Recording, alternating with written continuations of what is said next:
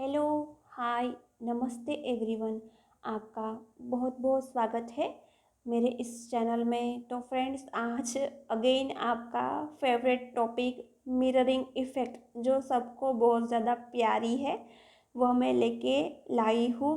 तो फ्रेंड्स, मैं थोड़ी बिज़ी थी तो मुझे टाइम नहीं मिला अच्छे से डायग्राम ड्रॉ करने के लिए। मैंने स्कीमेटिक डायग्राम ड्रॉ किया है, डीएम एंड डीएफ दोनों का।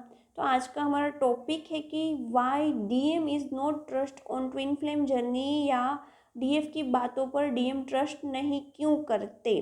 अक्सर आपने सुना होगा कि डीएफ ने डीएम को ट्विन फ्लेम जर्नी के बारे में बोला, और डीएम ने बोला कि क्या तुम दिमाग से पागल हो, तुम कौन सी दुनिया में जी रही हो, ऐसा कुछ नहीं होता। सोल स्प्लिट होती है दो बॉडी में, ट्विन वगैरह। डीएम नहीं ट्रस्ट करते। उसका एक रीज़न उसका लॉजिकल माइंड हो सकता है, लेकिन वह लॉजिकल माइंड भी फिर ट्रस्ट कर सकता है यदि डीएफ में यह सारे इश्यू नहीं होंगे। तो फ्रेंड्स, उसके लिए कौन कौन से इश्यू है जो डीएफ की बातों पर डीएम ट्रस्ट नहीं करते। अ, सभी डीएफ ने फेस किया होगा कि उसने अपने डीएम को ट्विन फ्लेम जर्नी के बारे में बोला और डीएम ने ट्रस्ट नहीं किया और बेवकूफ़ भी समझ लिया डीएफ को। इनिशियली कुछ कुछ डीएफ है वो इनिशियल ही बता देती है कि हम ट्विन फ्लेम जर्नी में है, तो वो गलत करती है। फ्रेंड्स, कभी किसी को अपने डीएम को ट्विन फ्लेम जर्नी के बारे में सामने से नहीं बोलना चाहिए। जब डीएम अवेकन होता है और सोल की बातें करता है तब डीएफ बता सकती है। मैं अपना पर्सनल एक्सपीरियंस बोलूँ तो मेरे ट्विन मुझे 1 साल से पूछ रहे थे कि कोई सोल कनेक्शन है क्या, सोल कनेक्शन है, प्लीज़ तुम बताओ मुझे, तुम जानती हो। तो मैंने उसे खुद बोला कि आप यूनिवर्स को क्लेम करो, आप डिवाइन को क्लेम करो, आप यूनिवर्स से पूछो, वो आपको आंसर देंगे। मैंने 1 ईयर तक नहीं बताया अपने डीएम को ट्विन फ्लेम जर्नी के बारे में। फिर मैंने 1 ईयर के बाद अपने डीएम को बताया तो डीएम ने ट्रस्ट किया। डीएम ट्रस्ट भी करते हैं, लेकिन कभी कभी उसका लॉजिकल माइंड ट्रस्ट नहीं करने देता। अब तो उसका पूरा ट्रस्ट हो गया, लेकिन इनिशियली नहीं करते।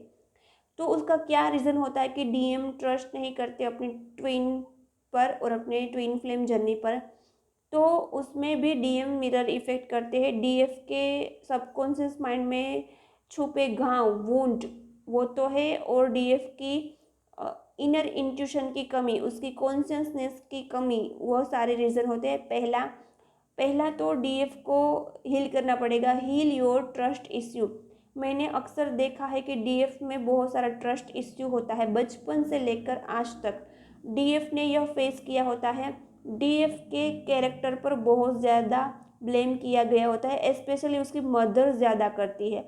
मदर ज़्यादा डीएफ को नेगेटिव वे में ट्रीट करती है, डाउट करती है कि तुम्हारा यहाँ अफेयर है, वहाँ अफेयर है। छोटी सी एज को लेकर जब तक ट्विन डीएफ बड़ी ना हो जाए तब तक।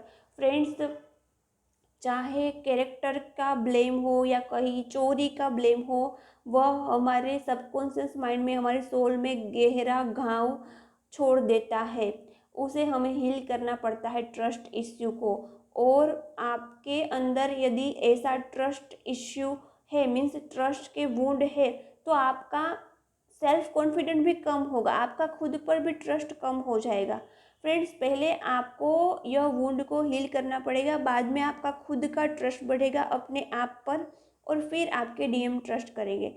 तो पहले तो हील करना पड़ेगा ट्रस्ट इश्यू को। ट्रस्ट इश्यू को आप कैसे हील कर सकते हैं? जब जब आप पर ट्रस्ट नहीं किया गया, आप सच्चे थे तो भी ट्रस्ट नहीं किया गया, जब जब आपकी कैरेक्टर पर उंगली उठी, आपके कैरेक्टर पर डाउट्स किए गए, तब तब आपको वो सबकॉन्शियस माइंड में हील कर सकते हैं।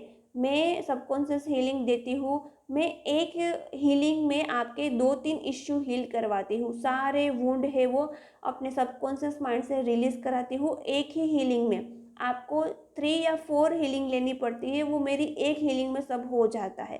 तो आप मुझसे हीलिंग लेना चाहते हैं तो डिस्क्रिप्शन बॉक्स में दिए गए नंबर से मुझे कांटेक्ट कर सकते हैं।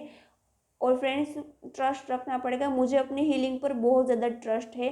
कि मैं एक हीलिंग में बहुत ज़्यादा हील करवा देती हूँ, और फिर आपको ट्रस्ट नहीं है तो आप एक बार अपनी एंजल से पूछ सकते हो। दूसरी बात, डीएम को ट्रस्ट क्यों नहीं है, क्योंकि डीएफ की गट फीलिंग कम है। तो डीएफ को अपनी गट फीलिंग को इंक्रीज करना पड़ेगा। और फ्रेंड्स, हमारी गट फीलिंग कब इंक्रीज होगी, जब हम पर आरोप कम लगेंगे, ब्लेम कम लगेंगे। आप पर लगे गए ब्लेम और आरोप को भी आपको हील करना पड़ेगा। और जब आप हील होगे तब आपकी गट फीलिंग इंक्रीज होगी। आपको अंदर से एक आवाज़ आएगी, जो आपकी कोर से आवाज़ आएगी, जो आपकी सोल से आवाज़ आएगी। आपको आपके डाउट या आपके क्वेश्चन के लिए कहीं बाहर पूछने नहीं जाना पड़ेगा। आप खुद अपने डाउट सोल्व करेंगे, आप खुद अपने क्वेश्चन सोल्व करेंगे। उसके लिए आपके बचपन से लिए गए अब तक के ट्रस्ट इश्यू को हील करना पड़ेगा, डाउट्स और ब्लेम को हील करना पड़ेगा। तब आपकी गट फीलिंग भी इंक्रीज हो जाएगी और आपकी इंट्यूशन पावर भी इंक्रीज हो जाएगी। आपके अंदर से एक आवाज़ आएगी जो आपकी गट फीलिंग की होगी, और आपके सारे डाउट आप खुद सोल्व कर पाओगे, आपको किसी की ज़रूरत नहीं पड़ेगी। और फिर आपकी ट्रस्ट हील इश्यू भी हील हो जाएगी, फिर आप पर कोई ज़्यादा डाउट्स नहीं करेगा, फिर डीएम भी ट्रस्ट करने लगेगा। और नेक्स्ट होता है आपकी कॉन्शियसनेस, आपकी चेतना को एक्सपांड करना पड़ता है। जैसे जैसे आपकी चेतना एक्सपांड होगी, वैसे वैसे आपकी इनर इंट्यूशन, आपकी गट फीलिंग्स भी बढ़ेगी। तो चेतना कैसे एक्सपांड होगी? मेडिटेशन से। आप जितना मेडिटेट करोगे, आनापानासती को मैं बहुत ज़्यादा मानती हूँ। आनापानासती आप डेली कर लीजिए। मैं जब से ट्विन जर्नी में आई हूँ तो एक स्पेशल वीडियो है जो बहुत अच्छे से आपको आनापानासती कराती है और आपको ज़ीरो थॉट प्रोसेस में ले जाती है। फ्रेंड्स, ज़ीरो थॉट प्रोसेस क्या होता है? पहले हम मेडिटेट करते हैं, मेडिटेशन से सीखते हैं, फिर आपकी ज़ीरो थॉट प्रोसेस वैसी हो जाती है कि पूरा दिन आप फ्लेक्सिबल रहते हैं, पूरा दिन आप ज़ीरो थॉट्स में रहते हैं। ना ओवर थिंकिंग, ना डिप्रेशन, कुछ भी नहीं, सिर्फ और सिर्फ इनर पीस में आप रहते हैं। और फ्रेंड्स, आपकी कॉन्शियसनेस बढ़ जाएगी तो आपकी इंट्यूशन भी बढ़ जाएगी। और नेक्स्ट स्टेप आता है, ये सब कुछ आपको इंक्रीज करना पड़ता है, और इंक्रीज करने से आप फॉलो कर पाएंगे आपकी इनर इंट्यूशन से, आप फॉलो कर पाएंगे आपके गट फीलिंग से। जब से डीएफ अपनी इनर इंट्यूशन और अपनी गट फीलिंग को फॉलो करने लगती है, तब डीएम उसकी बातों पर ट्रस्ट करने लगते हैं। मैंने खुद एक्सपीरियंस किया है। और फ्रेंड्स, फिर ऐसा भी स्टेज आएगा, आपकी गट फीलिंग, आपकी इंट्यूशन को लेकर यूनिवर्स की तरफ से टेस्ट लिया जाएगा। तो क्या होगा? You are not allow any doubt special your character. आपको अपने कैरेक्टर पर लगे हुए कोई भी डाउट करे, वो आपकी मदर हो, आपके फादर हो, कोई भी हो, सिबलिंग्स हो, आपको अलाउ नहीं करना है। आपको अपने लिए स्टैंड लेना है। यदि आप पर कोई भी आरोप लगाए तो बोलना है, रिएक्शन देना है। रिएक्शन कैसा होना चाहिए? अपनी रिस्पेक्ट के लिए रिएक्शन होना चाहिए, ताकि सामने वाले बंदे के दिमाग में उतर जाए कि अब ये कुछ टॉलरेट करने वाली नहीं है। और आप कब ये कर पाओगे? जब आपकी गट फीलिंग, आपकी इनर इंट्यूशन आप सुन पाते हो, आपकी कॉन्शियसनेस बढ़ जाएगी। जब आप इतना कर लोगे ना, तो डीएम ज़रूर ट्रस्ट करेगा ट्विन फ्लेम जर्नी पर। लेकिन ट्रस्ट के इश्यू को हील करना पड़ेगा फ्रेंड्स, एक एक इश्यू को, बचपन से लेके आज तक के इश्यू को आपको हील करना पड़ेगा। फ्रेंड्स, सबको लगता है कि हम हीलिंग में कितने पैसे इन्वेस्ट करें, लेकिन फ्रेंड्स, सारे हीलिंग में किए गए पैसे वर्थ इट है। क्यों?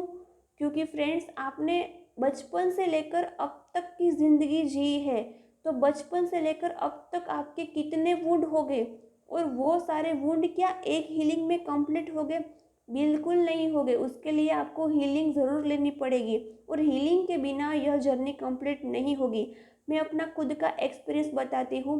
मेरी भाभी थी, वो नार्सिसिस्ट थी, मैं बहुत मैच्योर थी, मैं बहुत ज़्यादा इनर वर्क करती थी। वो कभी भी मुझे नीचा दिखाने की कोशिश करती थी, तो मैं अपने लिए स्टैंड भी लेती थी और दिमाग में ज़्यादा कुछ स्टोर भी नहीं करती थी। फिर भी वह वुंड मेरे दिमाग में थे। मैंने सबकॉन्शियस माइंड में जाके देखा तो वुंड थे, और वही वुंड मैंने फिर अट्रैक्ट किए अपनी मदर एंड लॉ, वैसे ही निकली।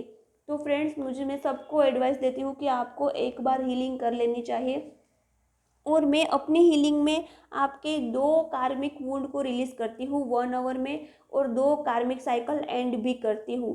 2 पर्सन के साथ आपकी कार्मिक साइकिल एंड होगी और 2 कार्मिक वुंड हील हो गए। बचपन से लेके अब तक कोई भी कार्मिक वुंड ले लीजिए।